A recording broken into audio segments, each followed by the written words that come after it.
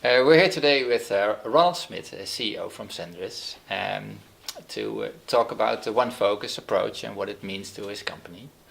Could you explain us a little bit about what you do and what kind of business you're in?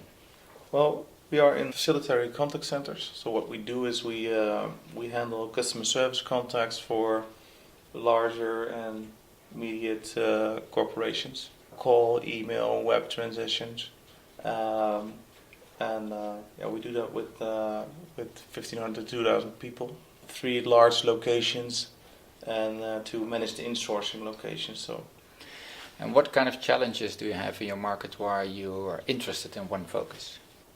We're working with a large number of people, and the challenge is how do you create a culture where each employee feels he contributes to the goals of our clients.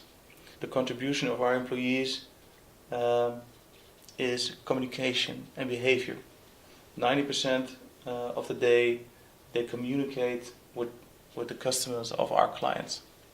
If you do this for a while, what is the value that One Focus adds to this transition that you're in? The value is that we create a common ground for our employees.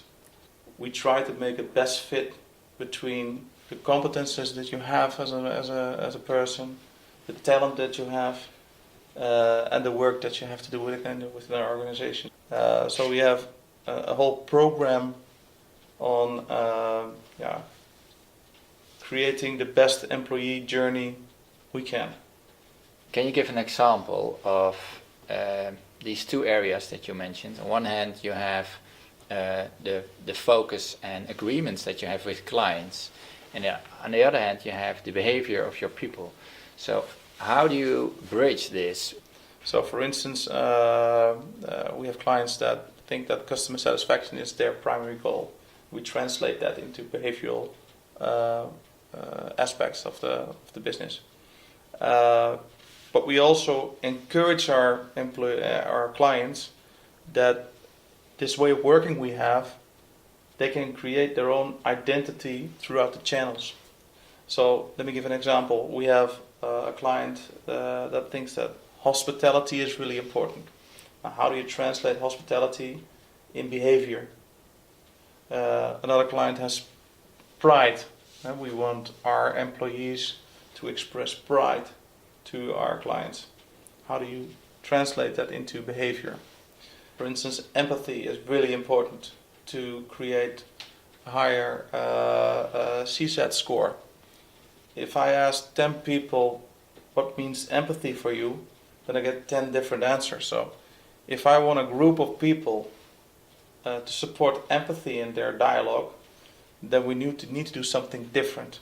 So with the teams, we made the agreement that empathy for us is you don't go into the content of the dialogue before you express your feeling, that you're sorry that the customer had to go through all this. And that gives you maybe an example of how we do this with our clients. So the teams that they meet weekly and they talk about their progress weekly, what does that do to a team if you have such a short-looped feedback system? Well, it does a lot because it's not a really lengthy session. It's short and powerful sessions. There's a large social control. So you work in teams of 15 people, and you help your colleague, and you also tell them and explain them what you've done this week and what you're going to do next week. So there's a lot of social control, and there's commitment within the teams to do it better. So that's what we create with it. Great. Can you share some of the results that you've reached? Yeah. With this way of working, we make our results a little bit more predictable.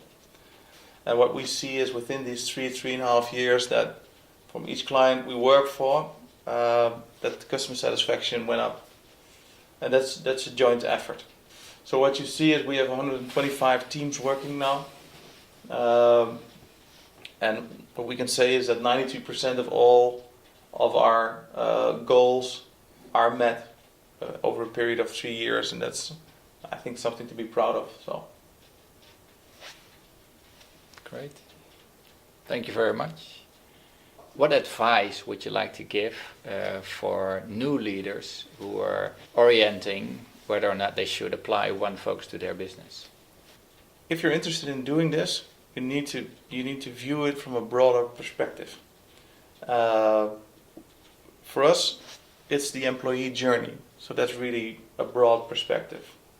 We are really focused on making the best of this time, where we keep motivating you, where we get the best out of you, and we think that one focus is a really good contribution in getting the best out of people and getting them more successful.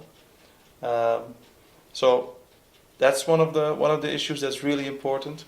Another thing is you can't implement this methodology if you are not willing to do it yourself as a board or a middle management layer.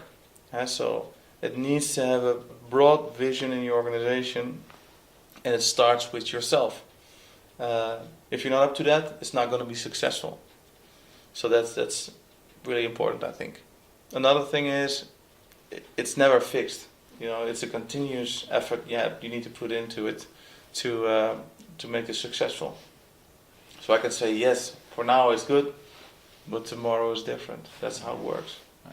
You need to reinvent yourself on a constant basis.